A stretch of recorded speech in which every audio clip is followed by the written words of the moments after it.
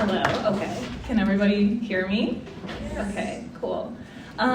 So I'm gonna read from my battered copy of softcore. A synopsis is, the main character is a 27-year-old named Ruth, who starts dancing at a strip club under the name Baby Blue. And she comes home from the club one evening to find that her ex-boyfriend, who she's still living with, may or may not have disappeared. And so what follows is sort of her unmooring from reality as she searches for him through like the San Francisco streets at night, and also delves deeper into the erotic underground and sort of an intertwining of the different ways that these realities, or lack thereof, like hasten her descent into madness. So I'm gonna read from the middle. Yeah, and I think the only thing you need to know is that her ex-boyfriend's name is Dino, her name is Ruth, and she dances under the name Baby. One late November morning, I met a client in the city. A restlessness had started to build within me, a sense of dread I couldn't talk down. Why take care when everything was shabby, rigged? I spent hours on FetLife and other kink websites, entertaining pushy men with shitty grammar and profile pictures taken in the dark. Sometimes they paid me to rate their dicks over Skype. A little too mushroomy, 4 out of 10. Sometimes they sent videos of their blasted open assholes and I got nothing in return. This client's name was Rudolph. He messaged me on FetLife and gave me the address to his friend Mickey's house. We met on the steps of a seafoam Victorian overlooking Dolores Park, where he leaned against the banister, completely nude but for a baseball hat worn backwards. Mickey's very kind to me, he explained as he led me inside. He moved slowly and easily, like a tropical fish. He's a fellow nudist, so he gets it. We met outside the Castro Theater, you know, where all the nudists hang out. Maybe you've seen us. My place isn't big enough, so he lets me use his. For $300, I was going to pretend to kill him on tape. He showed me to a room filled to the rafters with trash. I couldn't possibly list all the things in that room. There was a baby grand piano snowed under with newspapers dating back to the AIDS crisis. A twin mattress stood against the wall, next to a filing cabinet stuffed with women's underwear. Panties frothed over the sides of each drawer like moss. Rudolph set up a camcorder on a pile of cookbooks and told me to stand in a clearing amid the mess. "Are you comfortable? Are you thirsty?" he asked. "What about a host I am?" I nodded and he dug through the trash until he found a styrofoam cooler, the type that you'd take to the beach. He pulled out 2 bottles of water and handed me one. It was sticky, like a peach.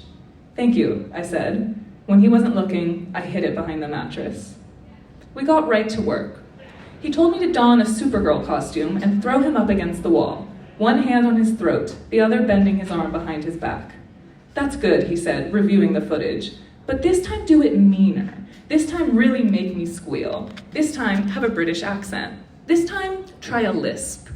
He told me to be zesty, nasty, laid back, bitchy, ditzy, surly, sleepy, French. He was committed to a vision far beyond my comprehension.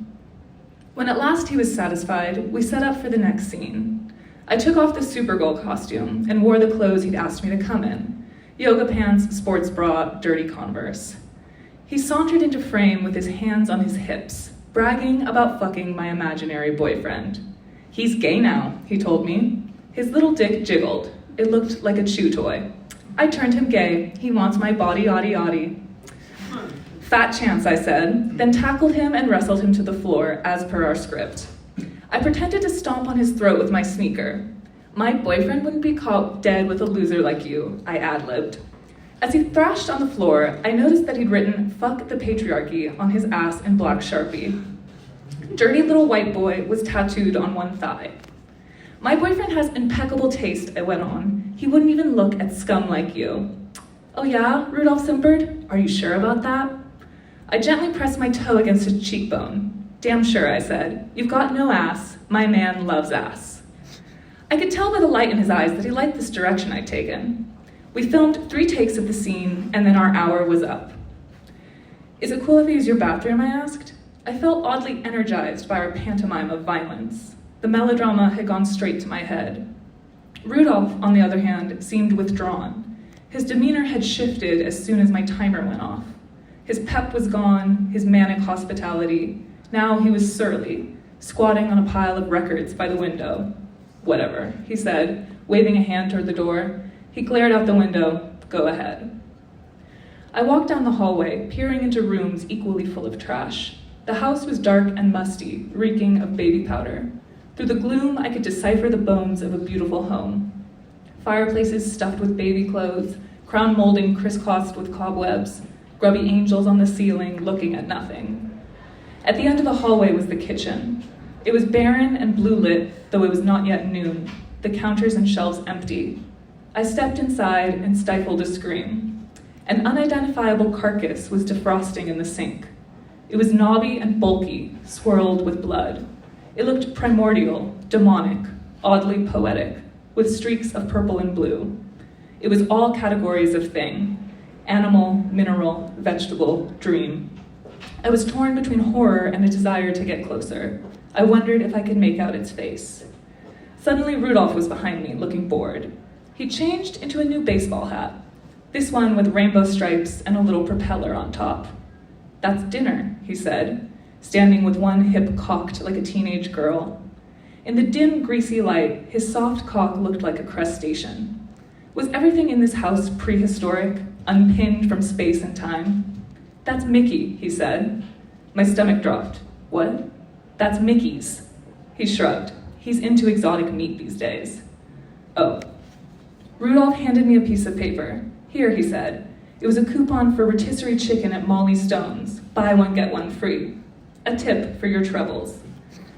Then he strode to the sink, turned on the tap, and splashed his face with cold water. The basin immediately filled up, unable to drain because of the meat. Purplish liquid flooded the countertop. I mourned for the tile work. "Thank you," I murmured. I moved toward the door, afraid he might stop me. But he stayed where he was, drying his hands on his thighs as if he wore pants. The sink continued to flood, the swollen carcass bobbing like an apple in a children's game. "I'll see myself out," I said. I ran down the hallway and into the street. I peed behind a parked car and wiped with the coupon, then threw it in the gutter. I glanced up at Mickey's and saw the curtains flick shut. Someone was watching me. I walked through the park to Arizmendi and bought a large cappuccino to calm myself. I also bought a ham and cheese croissant but couldn't eat it. I wouldn't be able to eat meat again. The sight of it didn't bother me, but the taste was off somehow. It tasted of kisses, frenzied male lips, a touch of baby powder. Oh, I'll stop there.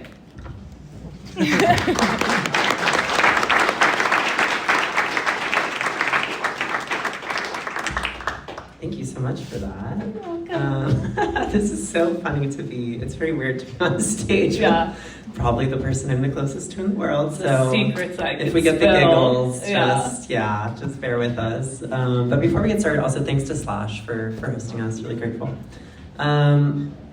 Okay, wow, I had completely forgotten this scene. When you were like, I'm gonna do the nudist Superwoman scene, I was like, oh yeah, and then when you're in it, I was like, oh my god. Oh, well, I legally had to change his name, so you probably didn't remember him as Rudolph. There we go. In the original draft, his name was Floyd, which was Too a little close too to the similar original. to the Yeah. client that inspired him.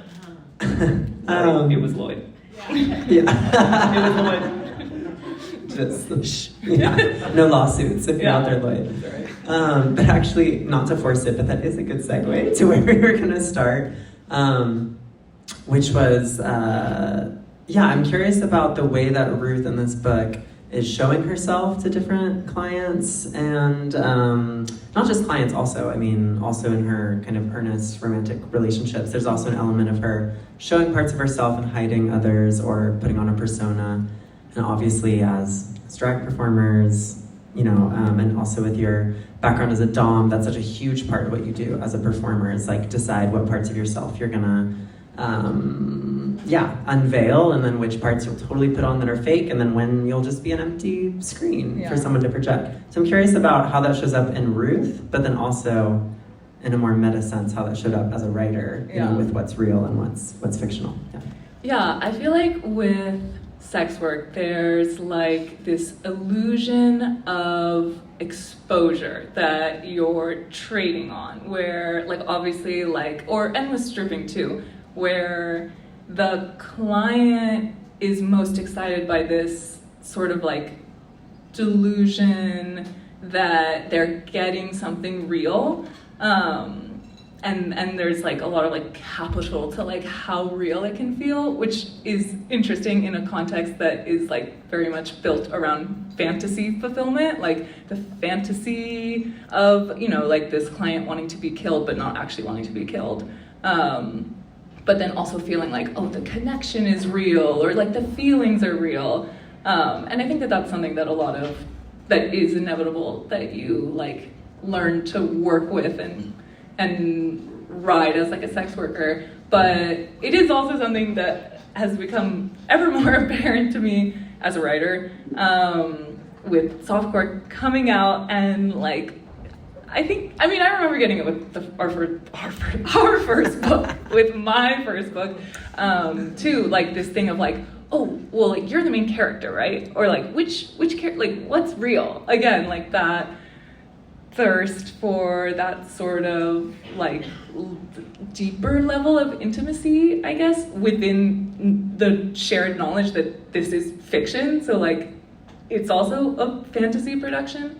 But I have encountered like a lot of that like desire from people to be like, you know, like asking me like, you know, like total strangers, like really wanting to know like, oh, well, like what was real? Like how much of that was like, you know, based on your own experiences? And I think like maybe part of it is like in like promoting the book and stuff, like being like open about like working as a dom, and like certain parts like all of like, well, she's eventually halfway through the book, she starts working at a like BDSM dungeon called Dream House, which if anyone has worked as a dom in the Bay Area, it would be extremely obvious like which dungeon it's based on. So there is like that push and pull between like the things that are obviously autobiographical, or like things that are just like such funny, good stories in my own life that it would be like absolutely irresistible to not put them in my book.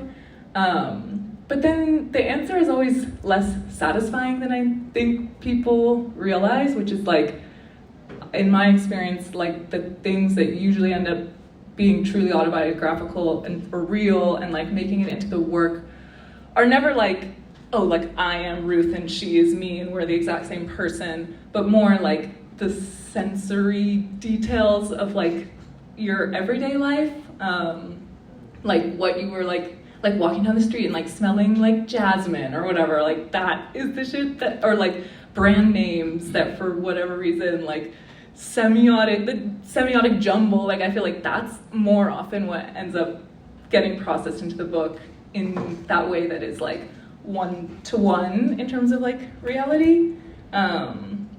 Yeah, does that answer your question in such a tangential way? Yeah. No, yeah, I think that's a perfect way to respond, that these sort of sensory details, the way someone smells, the logo on someone's t-shirt, whatever, might be pulled from a real memory, but that it's being put to use, you know, in a larger Brittany soup that you're making.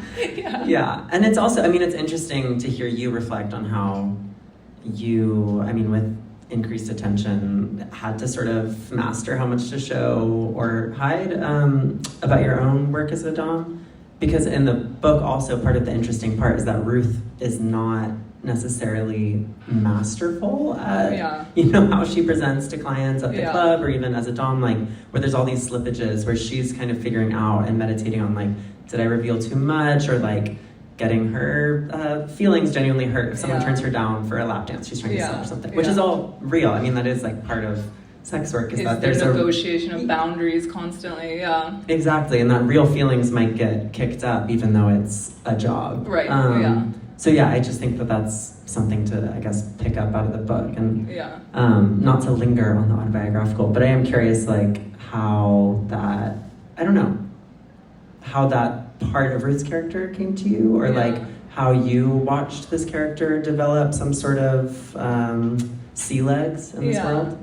Well, I think Ruth is an interesting character because as you're describing, like she is a bit of, well, especially like working as a stripper and then eventually as a dom, like she becomes like a screen, like for her like clients to project upon. And then I think that sort of like shape-shifting quality to her identity, like we see it like sort of starting out with like her work, and then there's like a slippage into the real world where you then sort of start to see this like dissolution of self in a way that is both like beneficial in certain situations, like with her clients, like kind of this ability to like shape shift into their specific dream girl or whatever.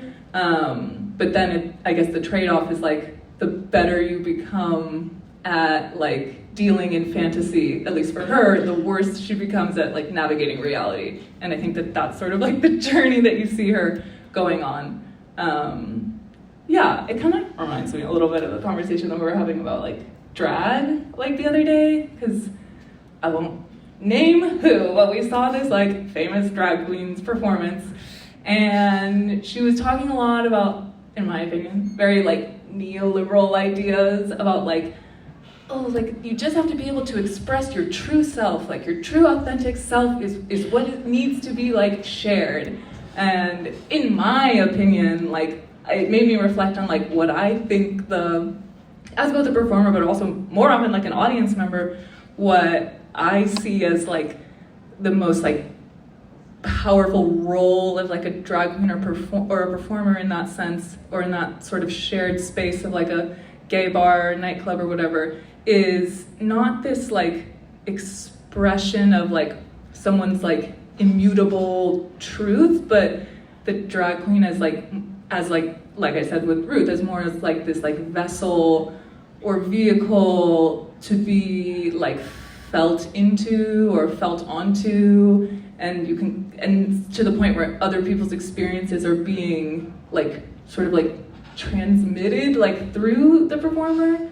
I don't know, but maybe that's just my opinion. Yeah, no, I mean there's a sense of like emptiness or transcendence that can happen if you're really lip syncing, you know, or if you're watching a really good lip sync.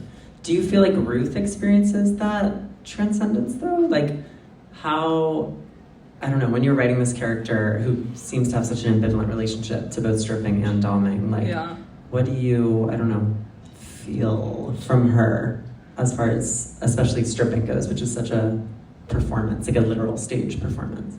Yeah, I think it's something that in the beginning she is surprised to find that she's good at, because it is like a use of this sort of like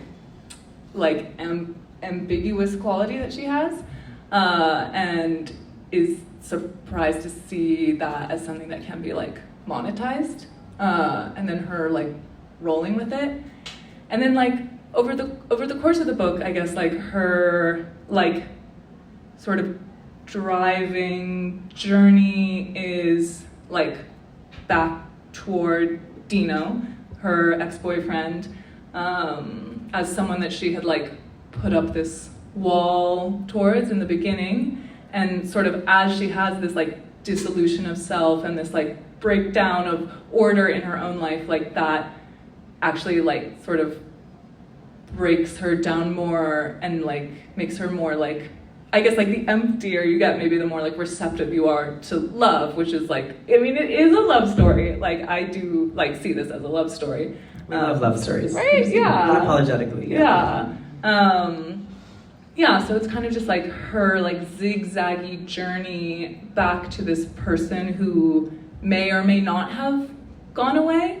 It's sort of like ambiguous and like up to one's own interpretation. She sees like hallucinations of him, like driving the Muni buses, or like starts hallucinating him like in like certain like Johns or like clients in the club.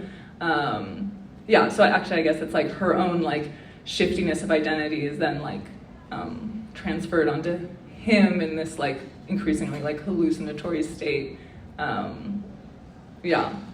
Yeah, and I think San Francisco becomes, I mean, you invoked Muni part of this, but that San Francisco is like this weirdly shifty place for her also, which I think is kind of a felt experience for some of us, or maybe it's just part of the sort of lore of San Francisco, that this is like a place for reinvention, the fog, the hills, that you're never getting a full view of anything. Yeah. So I guess, the fogginess, like she's a foggy character, and like the city is like definitely like a character in of itself in the work, and an object that she also has like a romantic relationship with, or at least an intimate relationship with. Like, I feel like the book is also like an exploration of like the different forms of intimacy that are possible, and one of them definitely is like her like relationship with the city, mainly like the city at night, I feel, which gives it a little bit of like a noir feeling. I guess also like the like woman descending into madness, I guess, is like a bit of a noir trope. Totally. Yeah, I was just about to give you the two words, noir and gothic. Yeah. Two words that could apply to your book. Yeah. Yeah, gothic literature. I mean, like, I am no expert. I really don't know that much about Gothic literature, but I remember when I was sending like an early draft of the book to my agent, and her assistant had like mentioned something about like, oh, like, well, have you like conceptualized this like as like in conversation with like Gothic literature? So obviously I went to Wikipedia and was like, what's up with Gothic literature? And my loose understanding is like it's always about like ghosts, and it's always about like houses being haunted, and moreover just like about like hauntings, and that like framework was like very exciting to me, especially like in like the last like editing draft of the novel, like to think of like love as a form of haunting, sex work as a form of haunting, where you're like getting in someone's head and like changing them in these like invisible shifty ways. And yeah, just like to think and Dino certainly haunts Ruth like over the course of the narrative. So the idea of like these Gothic tropes kind of like helped me like hone in on what I was trying to like invoke, and also just like kind of like the vibes, like spooky, wandering girl in the fog vibes or whatever. Yeah, I mean, I think there's also a way that San Francisco is particularly haunted, you know, with its own many area of expertise. Yeah, exactly. PhD. I don't want to go too far down that rabbit hole. But it is interesting, especially thinking about sex work in San Francisco and the way, you know, a place that could be an institution for a certain number of years or decades as a place, you know, whether it's a dungeon, a strip club, whatever, can so easily be turned over into a, I don't know, gym or whatever it would become. And you see this like in North Beach and in other parts of the city where it's maybe less visible, but just that's an interesting part of Ruth and this book's exploration of San Francisco, is the way that sex work has to kind of clue you into a history of place here that's really specific. Yeah, and like, well, it makes me think of like walking for years and years through the Tenderloin to get to Aunt Charlie's, and like always walking by the Power Exchange, which I've never been, but they have, not for lack of interest, but just never lined up, but there's a little like neon, it's a sex club, and there's like a little neon sign in the window that says like, if these walls could talk. And I think that that's kind of like relevant to this idea of like haunting, and also this idea of like spaces and like the ghosts within spaces, like with the dungeon that she starts working at, Dream House, which already is kind of a very like haunted name, that's modeled on a dungeon that I used to work at that doesn't exist anymore. And I actually think it was in like a family home in a quiet neighborhood, and you would have to know what it was to know what it was, which I think is also kind of ghostly, or like has this like subterranean quality, like this idea of like the things that are like hidden in plain sight, I think is just in general interesting to me as like a writer and like a snoopy nosy person that like loves to be like, oh, like what, like I guess probably all writers are very intrigued by this idea of like, what do people do in their rooms? What do people do when they're alone? What do people do with each other? Like, these are maybe it's like an extremely like basic question, but I guess like that's usually what lights me up. But with the dungeon in the quiet like El Cerrito cul-de-sac, like we would always be like, oh my god, like there's so many like layers of ghosts here, like material layers of crime and like bodily fluids that are like all over this place.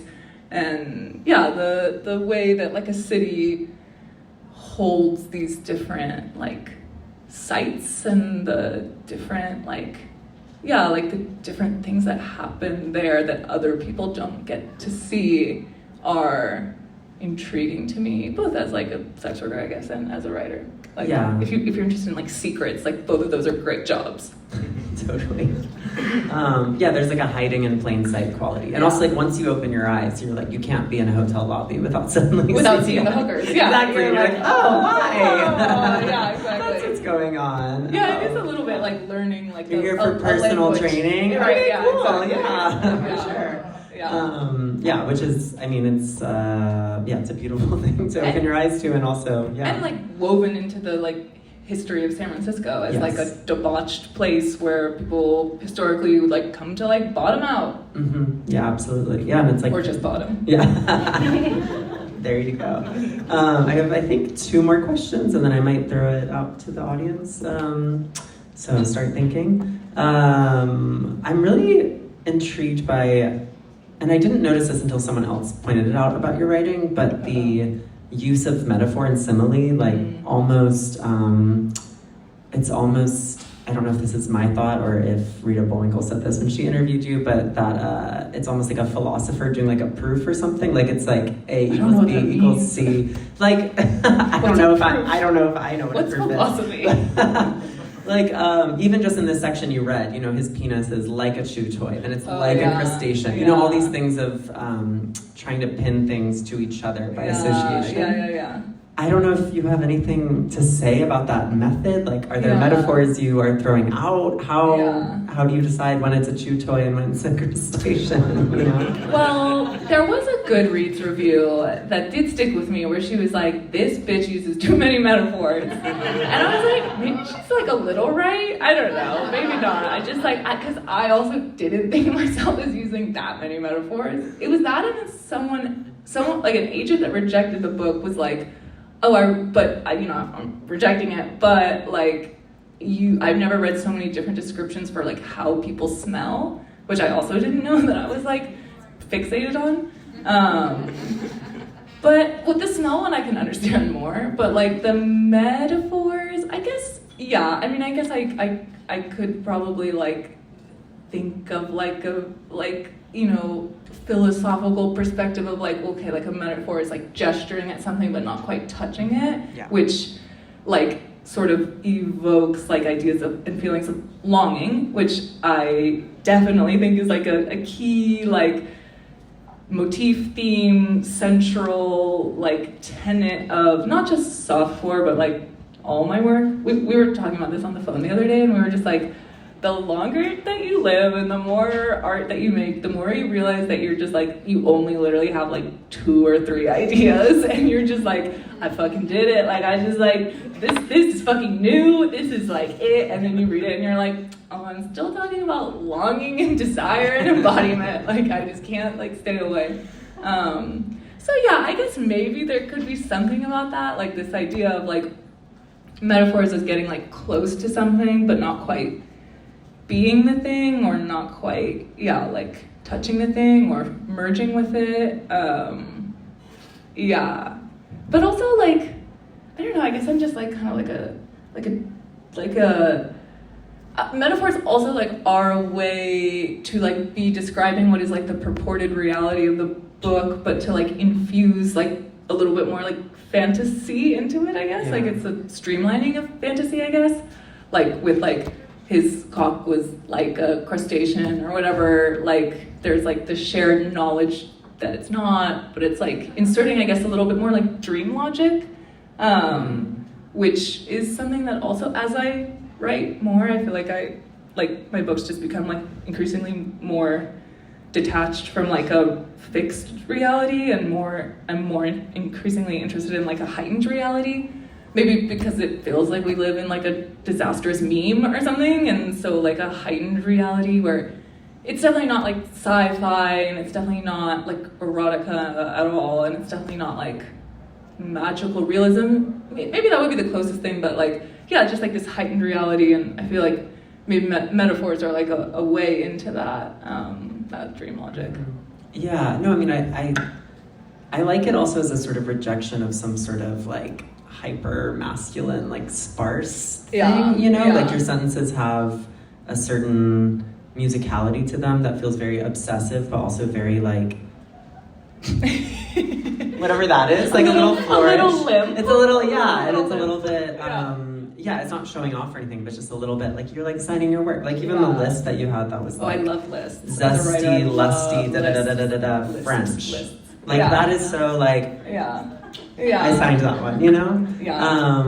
And yeah, I think the metaphors, there is like something mathematical and precise about them, but also something very dreamy and maybe over the top that I think, I don't know. It's definitely part of the world of this book, but I think it's also how your brain works. Yeah, it is. Yeah, it's like that pleasure, like when you're like talking about someone, like maybe like shit talking, and then you like describe them fucking perfectly, and you're like, oh my god, they're like this. That's the perfect insult. Or not insult, but you're just like, they are this, you know, and like it's really satisfying for me. Yeah. The comparison, I guess, of it all. Yeah, it's less philosophy, it's more gossip. Yeah, exactly. Yeah. Unflattering comparison. But also, I guess like comparison is like a way to like understand the world, especially if you have like characters who maybe feel like a little bit like on the fringe of things, or like disconnected from the mainstream, or like the way, or things as they are, or whatever. Like comparison is also that way of like trying to get closer to something, or trying to understand without fully being in it. Like you said, like this sort of like masculinist writing style where it's very like everything is this, like there is no alternative, like this is the image in your head or whatever. Yeah, it's not about capturing the essence, it's just about getting to what it's like, right? You know, which like, I think is valid. Or like gesturing at the essence but not the thing. My last question for you is going to be, what are you working on now? Oh, thank you. I have no idea. I can't wait to hear. She's completely in the dark about it. So I'm working on my next novel, and it's going to be called Blue Movie. And once again, I only have like 2 or 3 things I ever write about or care about. So it's really a continuation of the ideas and themes in softcore. So it's about a cam girl named Beatrice who has just had like a traumatic breakup with an emotional vampire, and so she finds her way into these bootleg sex and love addict recovery groups. It's not called SLAW because I was like, maybe they would sue me, I'm not sure. So it's called SLOW, Sex, Love, and Obsession Worldwide. So she becomes part of these sort of like bootleg slow groups that meet in like an abandoned office building that like emptied out during COVID, and they only meet at midnight on Mondays. And while she's getting more immersed in these groups, and she forms this sort of ill-advised relationship, like digital relationship with a new subscriber to her campsite, this mysterious man that she knows nothing about named Pee-wee, who has a cannibalism fetish. And he like sort of lures her in with like their shared fascination with Issei Sagawa, who is like a famous like Japanese cannibal from the 80s who killed and ate this woman, Renee, who he was like in love with, so like kind of like proto-incel vibes, and then he was like extradited back to Japan because France didn't want to deal with it. And in Japan, he became like this like macabre celebrity who starred in like pornos and some cooking shows, would write like food reviews, and was like a best-selling manga artist. And like all of his mangas were about the desire to eat and be eaten by beautiful women. Like I think his last book was called like very intimate fantasies of beautiful women or whatever. So that's how they kind of bond over like a shared like perverse fascination with this real person. And then from there, he says that he has this like healing protocol, like he can heal the God-shaped hole inside her heart if only he like follows this like nocturnal protocol, which I won't like spoil what it is, but it becomes like increasingly more demanding and like similar to softcore. Beatrice becomes like increasingly more like detached from reality. And then also like another theme of the book is like her best friend is like a party girl and she's a party girl, and so it's like a lot about like queer nightlife and like the sort of like intermittent, how do I say this, like queer nightlife as like a source of like intermittent like opportunities for healing and for self-destruction, and her going deep into those worlds. And I guess like also similar to me wanting to write about the dungeon, like giving me an opportunity to write about my thoughts and experiences and funny stories about like queer underground nightlife, whatever you would call it. Yeah, which is, well, first of all, that sounds amazing, and actually I didn't know all of the intricacies. This is my first time like talking about it like out loud, so I'm rubbery. Put it out there. Yeah. There was a high-profile gay cannibalism case in the UK that I think led to a sentencing like yesterday. No, I think it was too British. I don't know. I'll find it. I'll send it to you. I had another thought. Oh, just that having just reread this, one thing that struck me was how Ruth doesn't go out. She's only in the club when she's working. So it's refreshing to know that you're writing a character who likes to party. Yeah, I actually was thinking about that because sometimes I get like afraid that like all my characters are the same. Even though like I feel like that's weirdly like a thing that like publishers like. Like I have been told that publishers are like they like when you have like a distinct style and like a kind of like similar characters because whatever, you know, they care about money. So they're like, oh, like you'll have a built-in audience or whatever. But sometimes I'm like, am I always writing about like Lana Del Rey girls? I don't know. Don't stop. I guess I am. Sorry, sue me. Yeah. But Beatrice I feel is different from Ruth, and a big part of it is that she's like, I guess they have the same feelings of longing and feelings of loneliness, but Beatrice's way of processing it is through like more like debauchery and going out. Exciting. Yeah. Cool. Well, I think we should open it up to any questions in the audience. Yeah. Sure.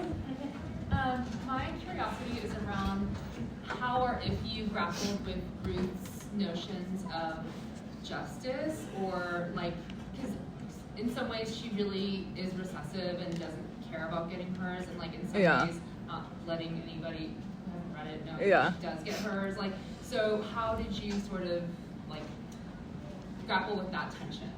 Yeah, I think, again, not to like give anything away, but there is sort of like a embedded like revenge plot in the narrative that comes to the fore at the end, involving like one of her like earliest like sugar daddies. And I think what made it interesting to explore this idea of like justice and revenge with her was specifically as a character. She starts out, as we've described, I wouldn't say like as a meek person, but she's very like go with the flow and passive as a character in the beginning. And then she has this sort of like strange parasocial relationship with like a new dancer at the club who she perceives as like, oh, this like hot shit, spoiled it girl cosplaying as a stripper, blah, blah, blah, and like perceives her, and like that stripper's name is Emmeline. And so she has this tension with Emmeline. And then over the course of the novel, you see more like ruthlessness in Ruth, and you see it like coming out more in these ways that are unexpected, especially like in comparison to like Emmeline, who she had sort of posited as like an enemy. So I think my way of grappling with that was like seeing it as like this sort of like learning more and more about Ruth, and also like Ruth like changing as a character like over the course of it, and like revenge, if it could be even called that, like sort of being like this like motivating factor, so that like as a character, she, even as the character that you've spent so much of the novel with, like there is like an element of like surprise to like the darkness, I guess, that she contains, which is what you see throughout the book, is so many other people's darkness or their secrets, you know, all the clients and the Johns. It's all about like them like paying Ruth to witness their darkness, and then towards the end the reader gets to witness Ruth's.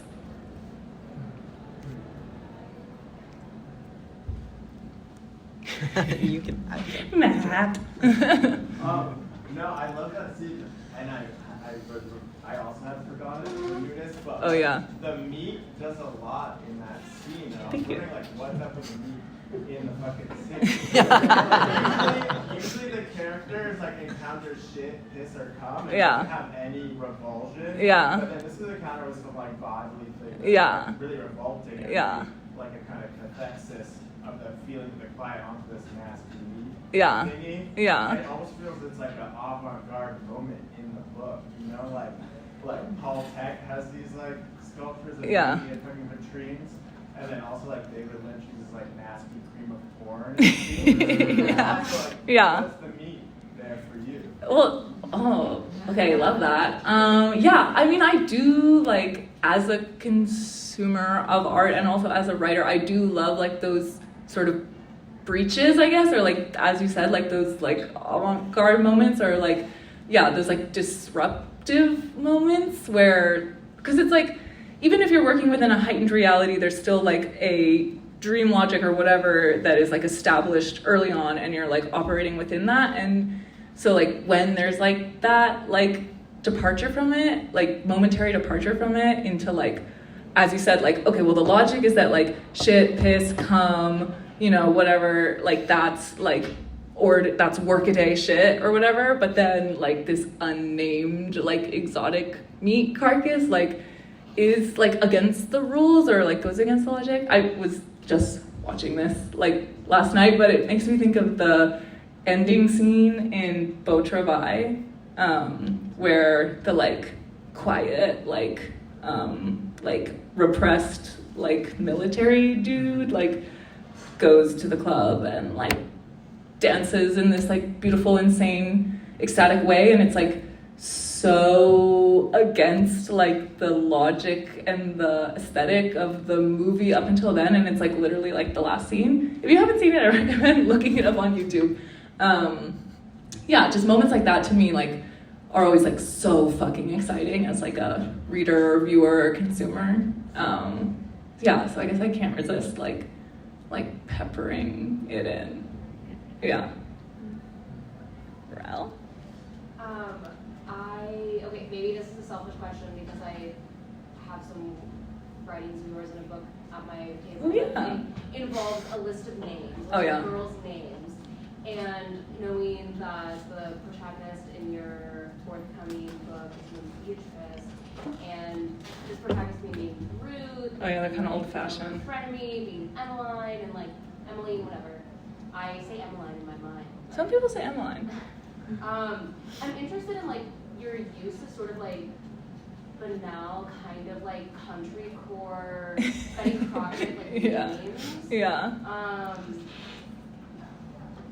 Like superimposed on like your apparently excessive use of metaphor, which like Yeah. I'm so bored when books don't have enough. So Yeah, like, more metaphor. That wasn't my Goodreads review. Yeah. But, Oh, it wasn't you. Yeah. Let me see your internet history. Prove Yeah, it. so I'm just curious, like the Betty Crocker, like core names versus Yeah. like, and, yeah, your relationship with names and how they come about, and especially, I guess, given your talking earlier with like, have you changed names? Just that's not really a question, but I'm Yeah. curious about your thoughts on it.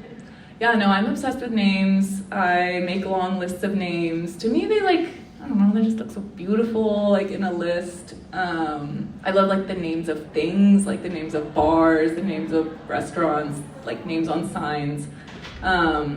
Yeah, I think like there is probably like I am like maybe excited a little bit by like the contrast. Like I'm not gonna like it seems like so obvious or something to like have like a cam girl named like Charlie or something. Like, oh, this is such a hot name or whatever. Like to me, it's like more. I don't know. It is like a little bit of like a just like you have to wait for like I can't start writing the book until like the main character's name like comes to me or whatever. Yeah, so I guess on some level it is like a little bit of like a felt thing, or even we could say like the name as a metaphor and like what it invokes or what it brings you closer to based on like how that name gives you a feeling. And also just like in sex work, like your name is like this like magic spell that like transforms you into this like other entity, like, you know, and like it's always such like beautiful like heightened names like Angel or, you know, whatever, like Destiny and all this shit. Yeah, so I'm very obsessed with names. The end. I wanted to ask about Ruth being a Marin girl. She's from Marin. Oh, yeah. I don't believe you know totally where, but like as a Bay Arean, I love all the intricacies, all of these specific places here. Yeah. And so I was wondering what inspired you to have her be from Marin, and how does that inform her character and also her friendships like within that? Well, when I wrote the first draft, like my editors were like, there's like no backstory on Ruth. And I'm actually encountering that with the current book. So I can't exactly, like, I guess there's like some part of me that's like resistant to backstory or something. Or like resistant to this like idea that it's so like important in like developing a character, even though it like literally obviously is. And as like a reader, like I appreciate backstory. So to be honest, it probably was like a kind of like snap decision, not like something like deeply thought out. As someone who struggles with backstory, I'm sure that's like such a like unsatisfying answer, but I think it makes sense for her character. Yeah. Do you want to ask this question? Oh. Well, first time, it's 3:50. Do we have to be out at 4 or before? 5 minutes. 5 minutes, okay, 5 minutes left. Okay, so yeah, I'll ask this last little fun question. I'll hand Brittany over to all of y'all for a signing if you want. Who would play Ruth and Dino in the movie? What do you want to say? Well, it's like under option by movie, the like people that did the substance. But yeah, I mean like realistically, like I feel like 0.01% of books that get optioned get made into movies, but it's still cool. So like I had to have this conversation with like my like book to film people. But so Dino is a cross-dresser, I guess is like an important element. So I would love to see Dino played by The Rock. He would look so good in like a negligee, those shoulders. And I see Ruth as like played by someone kind of like plain and like with a not very like overt sexuality. So I think it would be cool to see her played by like Saoirse Ronan, like the little girl from The Atonement, or Lady Bird, I guess. Yeah, do you know anyone? I have like actress face blindness. Oh yeah, I'm like, they're all the same. The Rock. No, Yeah. I'm just kidding. You know it. But sure. Did you see Jumanji? Anyway, yeah. So I'm not playing Ruth. This is a really crazy way to deliver the news to me, Brittany. Send me your Just reel. kidding. Yeah. Okay, everyone, one round of applause for Brittany, please. And for Maria. Yeah, and of course, thanks again to Anna and Maxine teaching at Slash. Really appreciate y'all. I think we're doing a book signing now, but I don't know where. I think at this, maybe right outside, and then if you don't see her there, then go back to the Slash table, which is at the very back on the left, before the bathroom. In this building, In this building, In this yeah, building. all in this building. Okay, Yeah. okay. Thank you all. Thank you.